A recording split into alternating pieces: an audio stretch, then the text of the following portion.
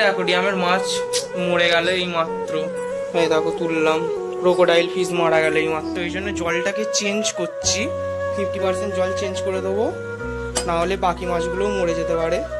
দেখো এতটা জল চেঞ্জ করে দিয়েছি, এবার নতুন জল অ্যাড করে দেবো। নতুন জল অ্যাড করছি, এই নিচেতেই বাড়িটা দিয়ে দিয়েছি, না হলে ওই বালিগুলো রয়েছে না নিচে হোয়াইট স্যান্ড, ওইগুলো না হলে সরে যাচ্ছে। যেহেতু নতুন জল অ্যাড করলাম ওই জন্য এই মেডিসিনটা আর এই মেডিসিনটা দিতে হবে।